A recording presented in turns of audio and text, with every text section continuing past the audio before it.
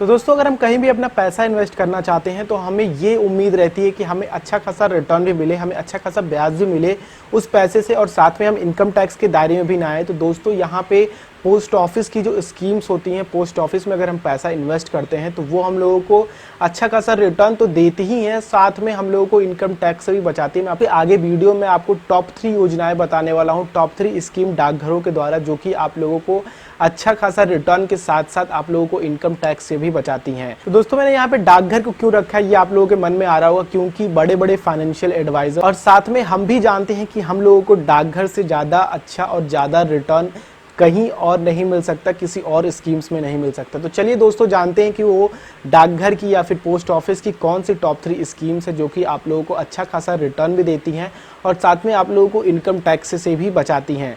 चलिए दोस्तों, आप देख रहे हैं इंडियन फीवर चैनल और मैं हूं रवि। आप सभी का एक बार फिर से हमारे और आपके इंडियन फीवर चैनल में स्वागत करता हूं। तो चलिए फ्रेंड्स, इस वीडियो को स्टार्ट करते हैं।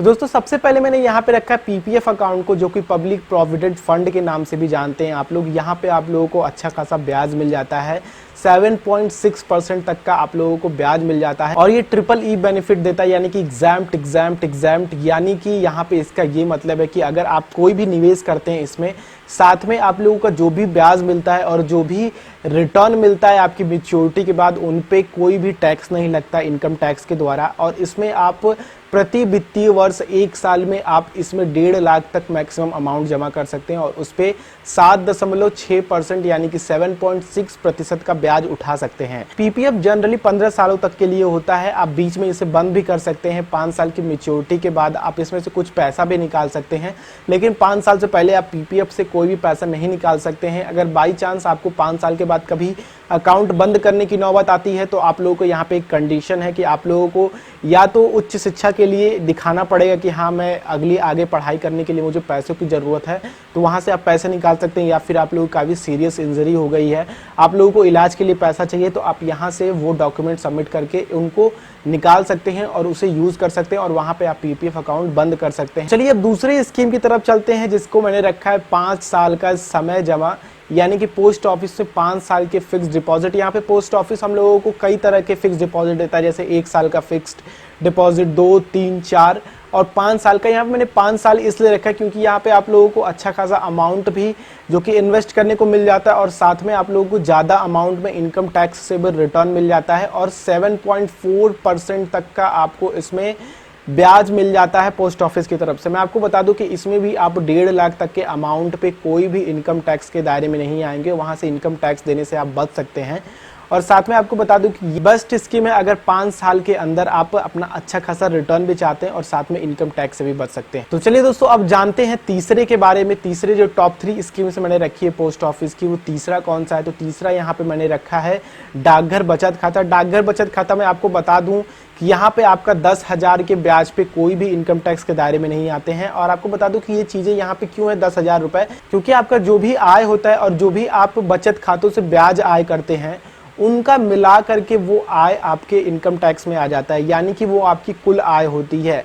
ये नहीं कि आपका जो ब्याज आ रहा है बचत खाते से वो अलग है, वो चाहे बैंक का हो चाहे पोस्ट ऑफिस का हो, वो दोनों ब्याज आपके जो कि मेन सकल आय में जुड़ता है, आपके कुल आय में जुड़ता है। अगर आप ब्याज पाते हैं, जैसे आप 10,000 रुपए कमाते हैं, आपका 2,000 रुपए ब्याज आ रहा है, तो आपकी कुल आय जो कि 12,000 रुपए होगी। आपको बता दें कि डाकघर बचत खाते में आप लोगों को 4% का सालाना ब्याज मिल सकता है। आप इसमें कितना भी अमाउंट जमा कर सकते हैं। आप लोगों को 10,000 तक के ब्याज पे छूट है। आप लोग इसमें 10,000 तक का ब्याज मिलता है आप लोगों को, तो इसमें आप दायरे में नहीं आते हैं। और अगर आप सीनियर सिटीजन है तो आप लोगों को इसमें विशेष छूट मिलती है और साथ ही इसमें और निवेश के आप लोगों को फायदे मिलते हैं। तो दोस्तों ये टॉप 3 स्कीम्स हैं जो कि पोस्ट ऑफिस में आप इन्वेस्ट करके ज़्यादा से ज़्यादा अमाउंट जो कि गेन कर सकते हैं इंटरेस्ट के रूप में, और साथ ही आप इनकम टैक्स से भी अपने पैसे को बचा सकते हैं।